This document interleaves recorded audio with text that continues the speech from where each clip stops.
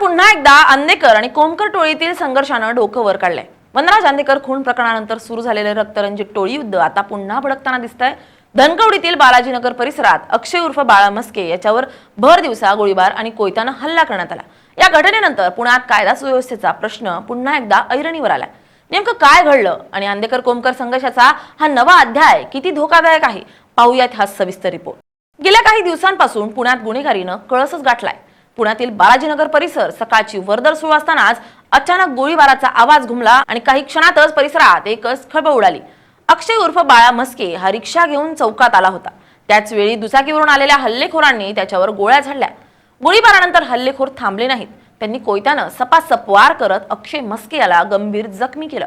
या हल्ल्यामागे बंडू अंदेकर टोळी असल्याचं समोर आलं आणि पुन्हा अंदेकर आणि कोमकर टोळीच्या रक्तरंजित इतिहासाची पुनरावृत्ती झाली। अक्षय मस्के हा वनराज अंदेकर खून प्रकरणातील आरोपी आकाश मस्केचा भाऊ असल्याची माहिती समोर आली आहे। त्यामुळे हा हल्ला जुन्या वैमनस्यातून आणि टोळी संघर्षातून झाल्याची चर्चा सुरू आहे।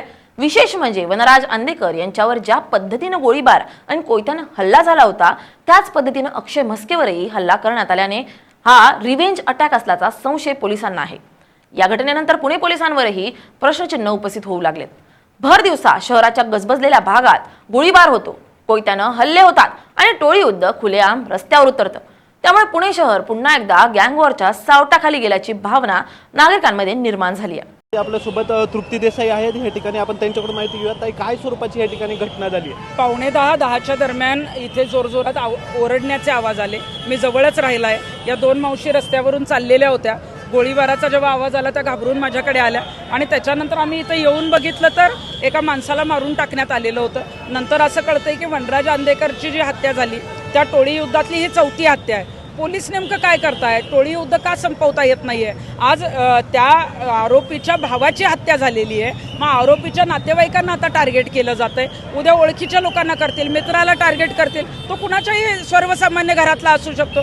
पोलिसांचा कुठंतरी अंकुश नाहीये। ही जी घटना आहे, इथे 400-500 लोक या चौकात असतात। इथं गुन्हेगार अजिबात घाबरत नाहीत। एवढे लोक असून 500 मीटर अंतरावर जे आहे ते भारतीय विद्यापीठ पोलीस स्टेशन आहे आणि इथे अजूनही टोळी युद्ध कालच आपण बघितलं असेल, आंबेगावला जे आहे ते एका रिक्षा चालकाला कोयत्याने मारायचा प्रयत्न केला किंवा ज्या पद्धतीनं गोळ्या झाडण्याचा प्रयत्न केला। हे पोलीस कुठंतरी टोळी युद्ध गँगवॉर संपवण्यात कमी पडतायत। लोकांमध्ये असुरक्षिततेची भावना आहे। आता लहान लहान मुलांना या महिला ज्या आहेत त्या कडी लावून आलेल्या आहेत की मुलं बाहेर आली नाही पाहिजे, घाबरली नाही पाहिजे, कुठं त्यांना कुणी काय करू नये। आणि आता उद्यापासून न घाबरता बाहेर कसं पडायचं? म्हणजे आता आरोपीला अटक होईल, त्याच्यावर शिक्षा होईल, पण ही टोळी युद्ध पूर्ण संपलं पाहिजे। या कोयता गँग पूर्णपणे संपल्या पाहिजे। माझे गृहमंत्री आणि पोलीस आयुक्त, अजून पोलीस आयुक्त इथं आले नाहीत। आम्ही 1.5-2 तास झालं जे आहे ते इथं उभे आहोत। अजूनही पोलीस आयुक्त जे पुणे शहराचे प्रमुख आहेत, इतकं मोठं काहीतरी घडतं इथं अजूनही ते पोचलेले नाहीयेत। हे कुठंतरी अजूनही सिरियसनेस त्यांच्यात दिसत नाहीये। हे टोळी युद्ध संपलं पाहिजे, कोयता गँग संपल्या पाहिजेत आणि याच्यामध्ये जे आहे ते सर्वसामान्य लोकांना सुरक्षिततेची भावना निर्माण होणं फार गरजेचं आहे। या घटनेनंतर पोलिसांनी घटनास्थळी धाव घेत तपास सुरू केला असून हल्लेखोरांचा शोध घेण्यासाठी विशेष पथकं रवाना केली आहेत आणि काही तासात या घटनेतील 6 आरोपींना एकविरा डोंगरावरून बेडा ठोकल्या, तर बंडू अंदेकरसह त्याच्या टोळीतील 13 जणांवर गुन्हा दाखल करण्यात आलाय। यातील एक आरोपी हा अल्पवयीन असल्याचं समोर आलंय। आयुष कोमकर खून प्रकरणात सध्या संपूर्ण अंदेकर कुटुंब हे जेलमध्ये आहे, तरीही बंडू अंदेकर हा जेलमधून सगळी सूत्र हलवत असल्याचा आरोप आहे। बंडू अंदेकर यानंच हे घडवलं असल्याचा आरोप बंडू अंदेकर याची मुलगी कल्याणी कोमकर हिनं केलाय। हो, हे थांबलंच पाहिजे, पण आमची कोमकर टोळी ही नाहीच आहे। हा अंदेकर आणि गायकवाड कुटुंबाचा भाग आहे। अंदेकरांनी आखाडेला, निखिल आखाडे गायकवाडांचा माणूस, त्याला मारलं होतं। त्याच्यामुळे आखाडेचा बदला म्हणून गायकवाड टोळीने वनराज भाऊला मारलं। मग त्यात कोमकर आले कुठनं? आम्ही काहीच केलेलं नाहीये। पूर्ण चार्जशीटमध्ये आमच्या विरोधात काहीच नाहीये आणि आमच्या विरोधात आता 2 वर्ष झाले कुठलंही सबूत नाही सापडलं किंवा काहीच नाही। आम्ही काही केलंच नाहीये तर काय म्हणून येणार? कुठलाही गुन्हा सिद्ध नाहीये। शिवाय इतक्या वर्ष आमच्यावर एकही गुन्हा नाहीये पोलीस चौकीत। तर जाऊन तुम्ही विचारू शकता, पोलीस चौकीत बघू शकता, पण माझ्यावर विश्वास नाहीये तर जाऊन द्या। आता ते लोकांचं माइंड म्हणायचं, पण मला पूर्ण माहिती आहे, मला पूर्ण विश्वास आहे की आम्ही आमच्या भावाचा खून केलेला नाहीच आहे। त्यामुळे कृपया करून कोमकर टोळी म्हणू नका।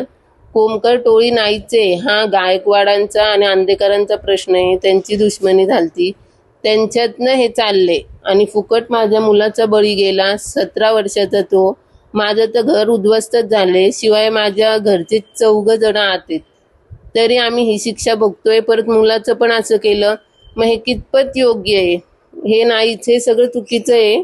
त्यात आम्हाला गोवलं गेले आणि ही आंदेकरांच्याच कर्माची शिक्षा ते आज भोगतायत असंच म्हणायचं. आता मी तर हेच म्हणते, कारण का आम्ही काही केलेलं नाही. पहिलं त्यांनी तशी कामं केली म्हणून आज ते भोगतायत आणि तरी आत आहेत, तरी शांत. जेलमध्ये पण शांत नाही आहेत. बाहेर असे हे करायलाच लावतायत, कारण का त्यांचे फोन कॉन्टॅक्ट चालू आहेत. त्यामुळे ते खूप करतायत. अजून किती लोकांची घरं उद्ध्वस्त करणार आहेत, किती लोकांचे तळतळाट घेणार आहेत. आता यांना कठोर शिक्षा झालीच पाहिजे. तुम्ही आता बोलताना सांगितलं की आता सध्या ते जेलमधून देखील संपर्कात आहे, वेगवेगळ्या मीटिंग्स वगैरे ते जॉईन करतात. हे नेमकी ही माहिती तुम्हाला कशी मिळाली का ते अशा स्वरूपात संपर्कात आहे आणि नेमकं कोणाचं दुर्लक्ष होतं या संपूर्ण घटनेत?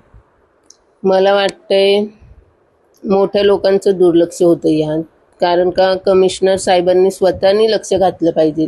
त्यांना एवढी सूट दिलीच नाही पाहिजे की त्यांच्याकडे मोबाईल आहेत. आणि हे मला पण आत्ता कळालं, ते आत्ता 5 तारखेला माझ्या घरी पोस्टाने चिठ्ठी आलती की, म्हणून मला कळालं की नाही का यांचे असे फोन कॉल्स चालू आहेत वगैरे. तेव्हा त्यांनी सांगितल्यावर मला कळालं, म्हणून मी आज हे बोलते. आपण जर पाहिलं तर सर्वात पहिलं आंदेकरांची हत्या झाली, त्यानंतर आयुषला देखील अशा स्वरूपात अशीच हत्या झाली आणि काल देखील हा प्रयत्न झाला. सुदैवाने जो बाळा मस्के होता तो या संपूर्ण याच्यात वाचल्याची सध्या माहिती आहे. हे कुठेतरी थांबलं पाहिजे. काय वाटतं? संपूर्ण ह्या गोष्टी अशा घडत जातात सातत्याने, बदल्याच्या भावनेतून या स्वरूपाच्या घटना घडतात. कुठेतरी थांबलं पाहिजे. हो, हे थांबलंच पाहिजे, नाही तर हे कायमचं असंच चालू राहील.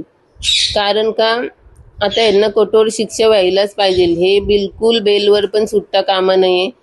पोलिसांनीच लक्ष दिलं पाहिजे, शासकीय काय ते प्रभागाने लक्ष दिलं पाहिजे. याच्यावर जर संपूर्ण या घटनेत जर वचक आणायचं असेल तर काल जे प्रकार झाला त्या आरोपींना नेमकी काय स्वरूपाची शिक्षा द्यावी असं काय वाटतं नेमकं तुम्हाला? मी तर म्हणते त्यांनी जसं मुलाचं एन्काउंटर केलं तसं ह्यांचं पण एन्काउंटर करायला पाहिजे. एन्काउंटर नसेल होत तर जन्मठेपेची तरी शिक्षा दिली पाहिजे. ह्यांना बेलवर पण सोडता कामा नये. ह्यांनी दुसऱ्यांचं आयुष्य उद्ध्वस्त केलं, मग ह्यांचं पण आयुष्य उद्ध्वस्तच व्हायला पाहिजे. या टोळी युद्धात अल्पवयीन मुलांचा वापर होत असल्याचा धक्कादायक आरोपही समोर येतोय. पोलिसांच्या रेकॉर्डवर नाव नसलेल्या तरुणांचा वापर करून हल्ले घडवत जात असल्याची माहिती तपासातून पुढे येत असल्यानं पुण्यातील वाढता टोळीवाद पोलिसांसमोर मोठं आव्हान ठरतोय.